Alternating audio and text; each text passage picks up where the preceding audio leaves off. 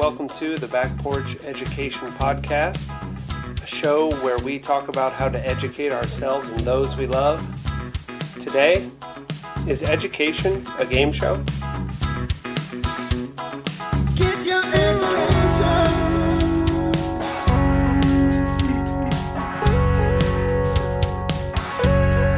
Back Porch Education. Good evening, good morning, good afternoon, everybody. I've got some bad news. I have been ousted as the bringer of the poem for this episode. And just this episode. Right. You're Just this episode. Your position is not in great risk. Okay, good. I'll sleep a little easier tonight. But Steve, you brought the poem today, so I'm not going to step on your toes. Go for it. You tell me what's going on there. Well, I don't know much about our poet, a guy named Mark Evan Johnston, but I scan the horizons of the internet on a regular basis, and somehow or another arrived at what seems to be the poet corner of someone who teaches. And he states on this blog page that has his poetry, I write poems to compensate for what my heart can't say and head can't think. Somehow the language, which has been around for longer than I have, proves durable and fertile. And just a warning. I'm not saying this gentleman, all his poetry is worthy of the top shelf. I just came across this poem, and in particular, what caught my eye was his underneath the title "Game Show Host" is a quote from a former student who said, "When I was growing up, all I ever wanted to be was a game show host." End quote. And that caught my eye. And so then I read the poem. It's longer than we would usually do on this podcast, although we have intentions of longer poems down the road. That's here. Hey. But I'm going to do the first portion of it. It's got Roman numeral distinctions throughout it. I'm doing Roman numeral 1. It's just a few lines, but I think it sets us up for what we want to talk in metaphor today. A poem is a great place to start with metaphor, and I think this one gets us going down that road. Mm-hmm. So, Game Show Host by Mark Evan Johnston. Just the first part. It's true. My world is false. My makeup gives me lips I never had, eyes more almond-shaped than I've ever dreamed of, and skin that shows no trace of zit or razor. My suit hides flab and wrinkles. The angle of the camera hides equipment, prompters. Mise en scene from other sets.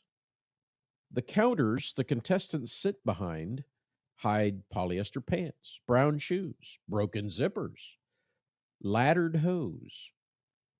There's glitter everywhere. Teeth shine, necklaces glimmer, pendants glow, rings glance, lights illumine and reflect, dresses shimmer. Smiles are everywhere in this happy world. Oh, happy, happy, happy world.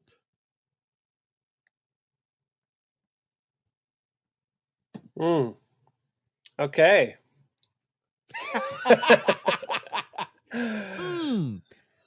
Say something about the vocative O. Yeah. There, well, I can go from there. Oh. So, in what I learned in poetry class is that there's three kind of sections. You know the Roman numerals. We call those movements in poetry class. So this first movement of the poem is, I don't know, it's provocative in terms of how he's calling, he's pointing to all of the fake things, right? All of the everything faux pas is hidden. Everything that is less than ideal is disguised or, given some kind of cream or some fix, right? Everything is made perfect for the illusion of reality.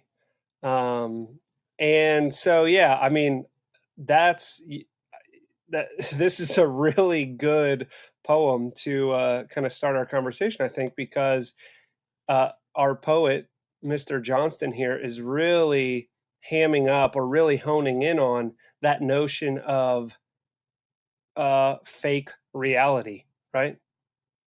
Yeah. Yep. And all of reality, as we've talked about with our Plato show some time ago, all of reality is there and real. We have to somehow see it. And I think this gentleman is, of course, he's reacting to a student who said, "All I ever wanted to be when I was growing up was a game show host." What's wrong with you, boy? Mm-hmm. My hope for students is that they're whatever they are, and I think they could be a game show host without me being disappointed in it. Um, but but to be real, to be authentic, Mm-hmm. is more difficult the more into media we go. Right. Right. Right. For a writer, even it's difficult because he's often tempted, and it's not necessarily a bad temptation, but he wants to write like Hemingway. Yeah. Yeah. Yeah. And there's nothing wrong with imitating great writing, but you don't want to become that writer. You can't become that writer. You don't want to seem to be trying to be someone you're not. You need to find your voice. Yeah. And I think no matter what you're getting into, the metaphor of a game show, and our question tonight, is education a game show? Depends on the metaphor. I think we've all watched at least one episode of Price is Right, or Jeopardy or something like that. And Family Family Feud. Feud. There you go. A great example of Mm-hmm. it's all in the work done prior to the show and then the reaction in the moment. And Mm-hmm. it's funny to me that particular game show is funny because they're pulling not just the world, but these two families that are competing with each other, and in a moment they have to try and think like everybody else, and you can Yep. tell just putting a camera on somebody raises the fear level. But now I've got to quickly, especially when they get to the timed round, the speed round at the end or whatnot. I've got to think fast, and it's hard, and and I get flustered or Right. whatnot. So um, I want to extend this notion of a game show in whatever ways that it applies to the classroom, to learning, uh, to education as it's done today, and in particular, try and steer us towards, uh, how are points kept in this game? Uh, uh, what's on the contestants? How do you win the show? Uh, those Yeah. kinds of questions. That's a big Right. thing, right? Winning. Yeah. So, okay, the first thing I want to draw out might derail us before we even get on the track, but our you said Jeopardy, I said Family Feud, and I think even just right out of the gate, there's something important to notice about those two game shows. I mean, this is like Pilgrim's Progress level analogy here, so or allegory. So if you're not into that, whatever. But going for that, notice that with Jeopardy, what we have is um, the game is based on sort of like universally agreed upon facts, and Family Feud, the game is based on Popular sort responses. of what a survey of what of Yeah. 100 people said. Yeah, exactly. So you win Jeopardy by reading Yeah. encyclopedias. You win Family Feud by hanging out on the street, and like talking with people, like by going to work and just being Yep. in popular culture. And so if you employed either strategy for the other game it would not work. Right. Right. Like you're only going to become frustrated if you read encyclopedias in your run up to to your family being on Family Feud. You're not doing the right sort of preparation. That's a big deal. Yeah, I had a friend try to get on Jeopardy. He's a pretty smart Okay. guy. He was an assistant principal under me at some point in my past when I was a principal, and a smart guy, young guy. He was from Vegas, and so they had taken a trip down. I guess most of these game shows or at least he was in Hollywood, where some of these shows are recorded, and tried to get on Jeopardy, and couldn't. I mean, he passed the test, but they had too many contestants that day. And I said, "Well, did you go back?" And he said, "No, we went across the hall, and I was on Wheel of Fortune," which still requires, I guess, some ability to intuit what the words are up there. But there's actually he showed me footage of him. You know, he was on there, and he even had a little bit of a nest egg build up, and then he hit the bankruptcy thing, and it was like, did he make it onto TV? Yeah, oh yeah, he was on an episode of but that was just the notion. I didn't make it on Jeopardy, so I walked across the hall and was on Wheel of Fortune. And I was like, well, not necessarily two of the same thing. But anyway, so let's get to the metaphor that you've set up for us, that you've got to know the game you're playing and have. I think in particular, we're speaking to parents at this present moment. There has to be a strategy. There has to be an understanding of what's going on, what you want out of the game of education, and what your priorities are. To me, that's a strategy. And I think it's different for every child. I mean, there's some things that are going to be the same every hopefully time, but I mean, knowing your child well enough to know what their strengths and weaknesses are, and knowing how to, just like in a game, play to the strengths and mitigate the effects of the weaknesses. To me, that's not. So the poem was acting like a game show is fake. I don't think we want to watch a game show where the makeup and lighting and et cetera are not handled properly. You know what I mean? I don't think we want ugliness in front. We tune out of the show. I can see this at home, but I think that especially in a school setting, there's a necessary set of rules. There's a process by which education is going to go well, and then a breakdown of that process, it's going to go poorly. And so there's a whole wall of possibilities to talk about facing me, and I'm not sure which panel to poke, but well, let's hop into just kind of maybe some different tracks that you could take or whatever, because I agree, Steve, with what you're saying, that essentially, look, the system basically relies on everybody having the mentality that if you just do whatever you did when you were a kid for your kid, everything will be fine and you'll get your kid where you want them, and it's no big deal. Or either they won't get in and they'll have to go somewhere else or whatever. For, say, this doesn't even apply just to college. I mean, this is for competitive private schools and charter schools and magnet schools and all of that, right? Like the system essentially says, just plug your kid into the nearest public school, let us handle it from here, and we'll return them to you at a later date, and they'll be fine, just like you're fine. And if that's a strategy that works for you, then okay. Like, I don't want to talk you off of that. But if you have goals for your child that are different than the norm, I'm just saying that you don't want to use the normal strategy. There are lots of other things that you can do, right? What you don't want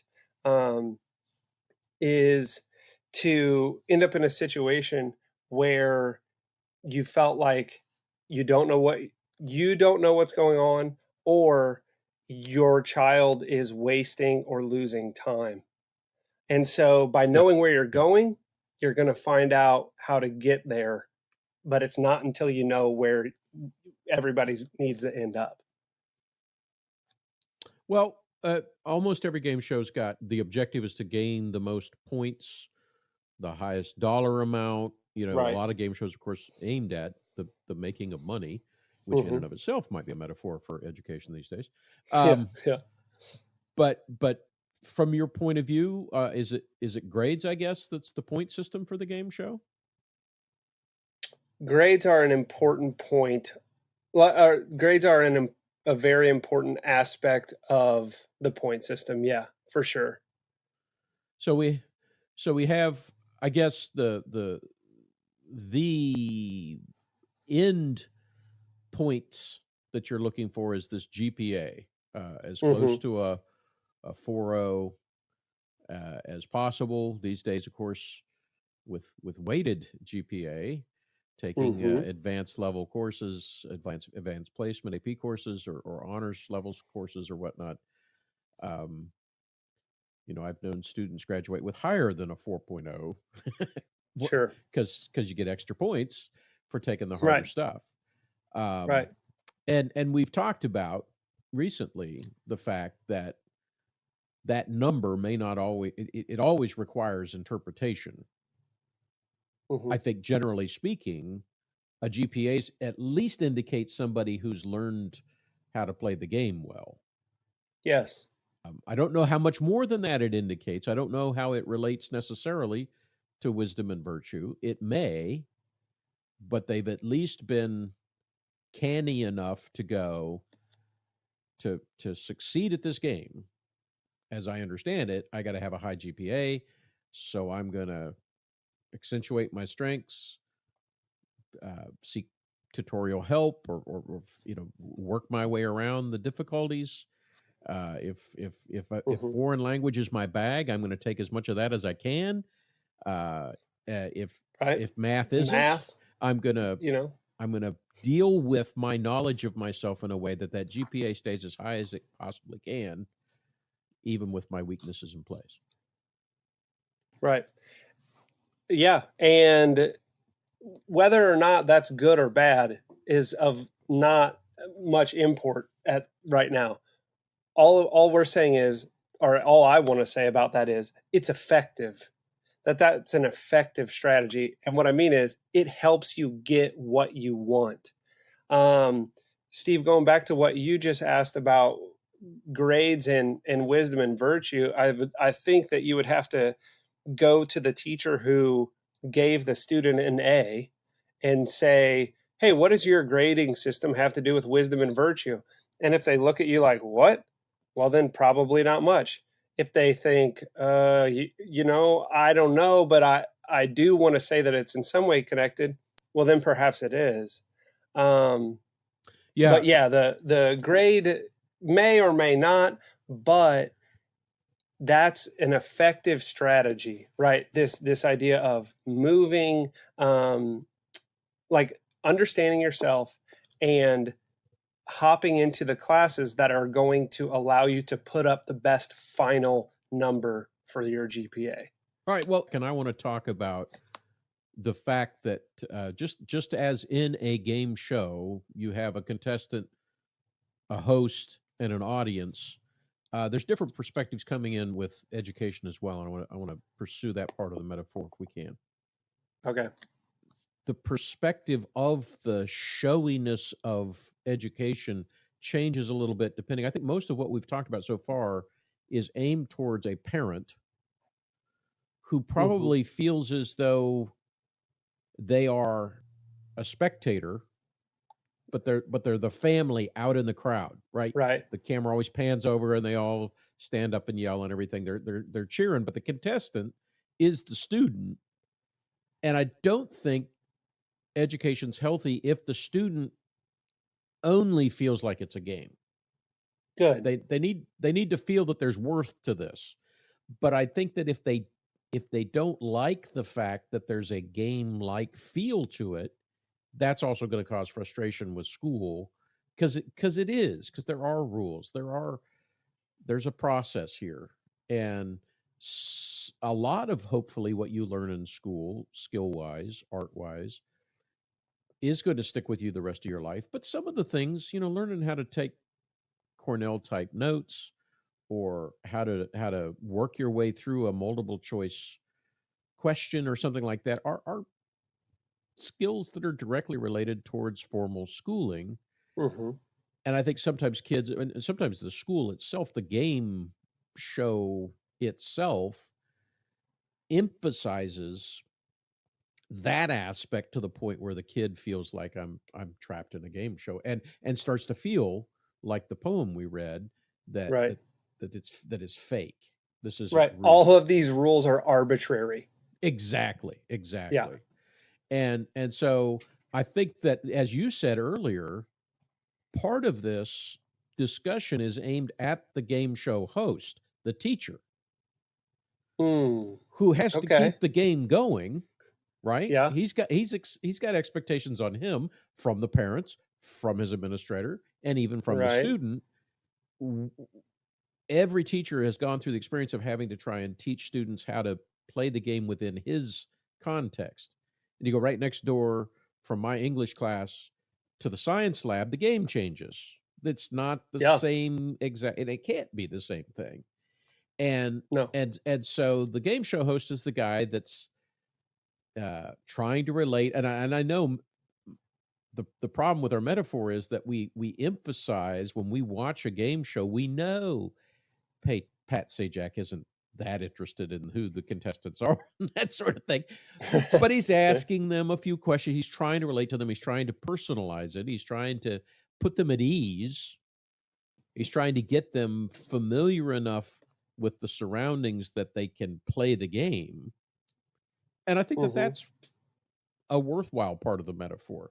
That a lot of what the game show host, the teacher's job, is to set up a safe place to learn with clear expectations, rules, um, to have it mapped out enough that the student isn't just sitting there, the contestant, as it were, isn't just standing there not sure when to mash his button or not sure when to say something, because the game show host hasn't led them like he ought to.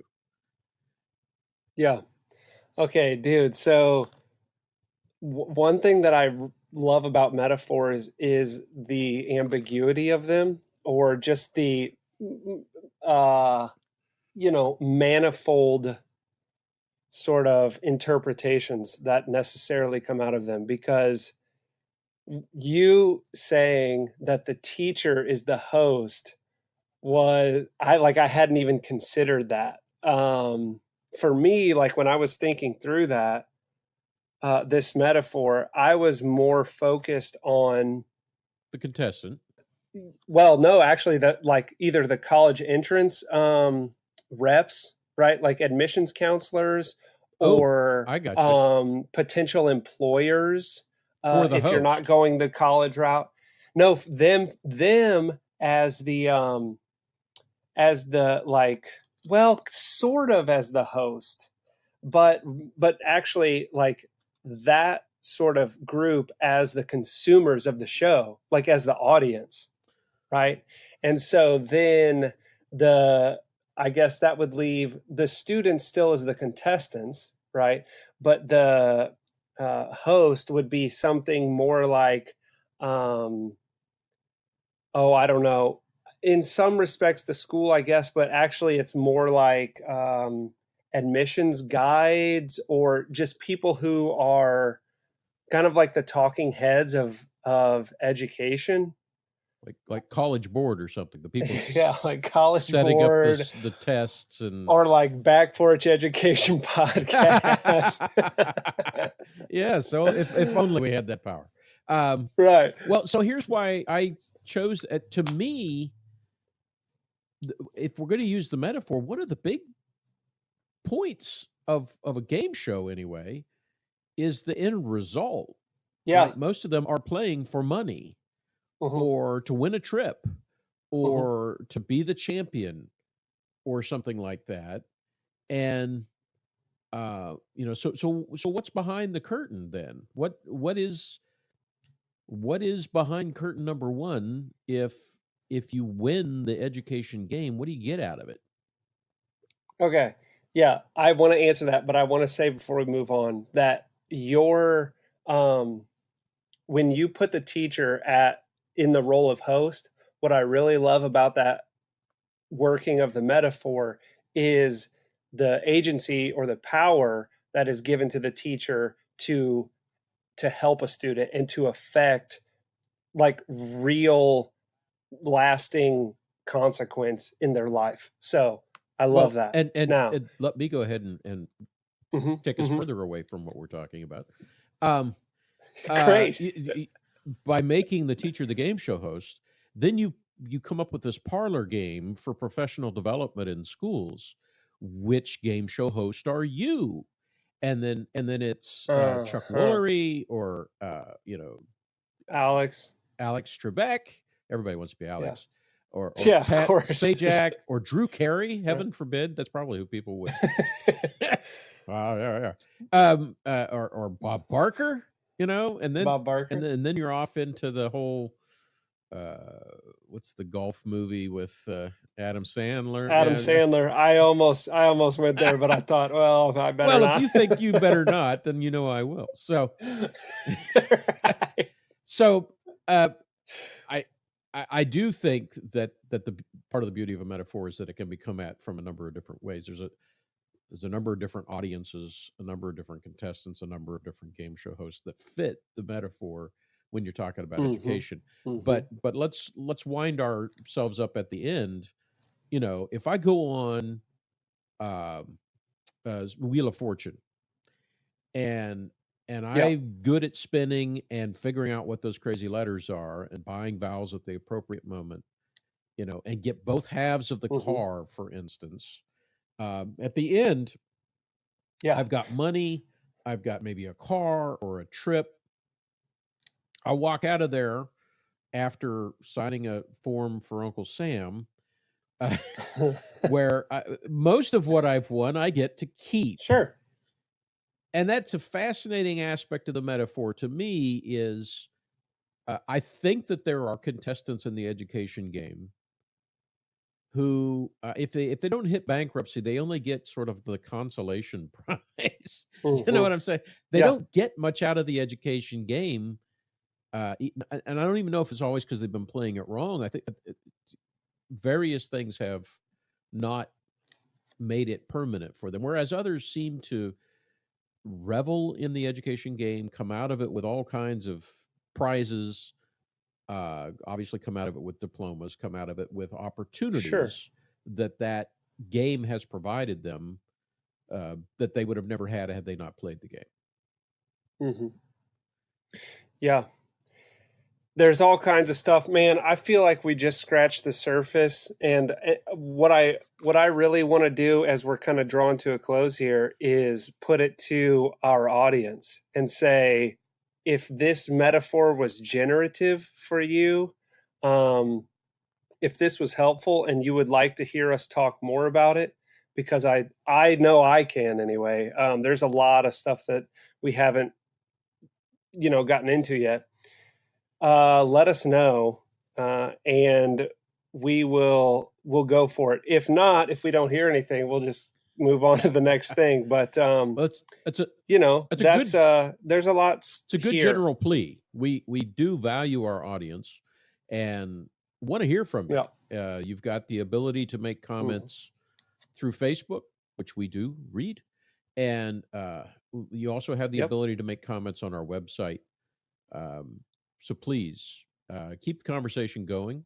We do view it as a conversation that includes you, not just the two of us, and would be glad to have your input, help us find the right topics to talk about. We'll talk about anything. Yeah.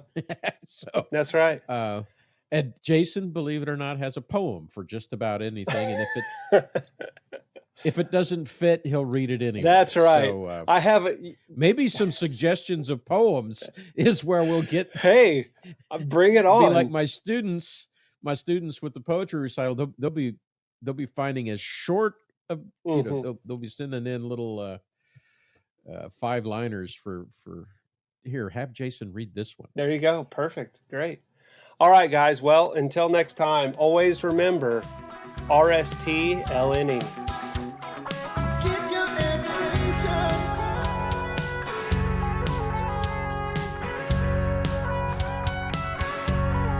Backwoods education.